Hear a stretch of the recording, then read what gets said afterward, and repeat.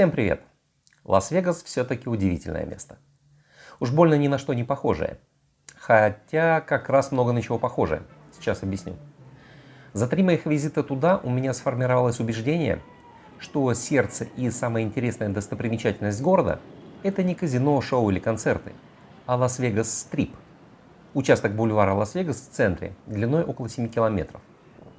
Это место сосредоточения крупнейших отелей и казино, причем отели здесь просто гигантские.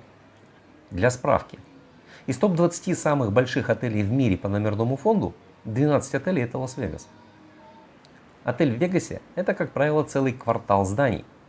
Один или несколько небоскребов с номерами, огромное казино внизу прямо у ресепшена, торговый центр в несколько улиц внутри здания с самыми известными брендами и ресторанами, концертная площадка, театр и ночные клубы.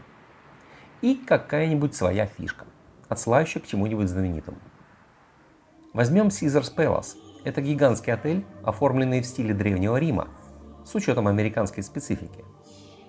Через улицу Фламинго-Роуд от него еще одна звезда Голливуда, знаменитый Белладжио, с еще более знаменитыми поющими фонтанами, прямо перед Лас-Вегас-Стрип. Кстати, поющие фонтаны – это, возможно, единственное большое бесплатное шоу в Вегасе. Интересное зрелище, но я в свое время застал фонтан на стрелке Васильевского острова в Питере, музыкальность и сложность танца которого, на мой взгляд, до сих пор нечем перебить. А напротив Белладжио – Париж, естественно, с Эйфелевой башней, и планета Голливуд с воздушным шаром и 2-километровым торговым центром. А знаете, как выглядит отель Нью-Йорк-Нью-Йорк? Конечно же, это антураж классических американских небоскребов, американские горки и пусть небольшой, но свой бруклинский мост. А я остановился в отеле Экскалибур, внешний облик которого отсылает к средневековым замкам, пусть и слегка мультяшным. А есть еще Луксор со своей пирамидой и сфинксом, гигантский цирк с реально самым большим в мире постоянным цирком, Сахара в восточном стиле. Но мой любимый – это Венеция. Там есть все. Кампанила собора Святого Марка, дворец Дожей, мост Риальто. Блин, там даже есть свой канал с гондольерами. А на площади внутри чувствуются мотивы площади Святого Марка. Кстати, вот такой небесный потолок не только в Венеции, но еще в ряде отелей и торговых моллов. Видимо, чтобы мысли о сне или свежем воздухе не мешают посетителям тратить деньги.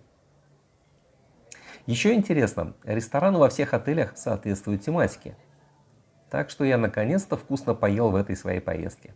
В итальянском ресторане в Венеции и французском в Париже. Ну а если серьезно, именно вот эта концентрация отсылок к знаменитым достопримечательностям и делает Лас-Вегас-Стрип уникальным и неповторимым местом. В общем, концерты и шоу в Вегасе, коих в день по несколько десятков сразу, это, конечно, интересно и захватывающе. Но даже просто прогулка по Лас-Вегас-Стрип способна оставить неизгладимые впечатления от этого необыкновенного города.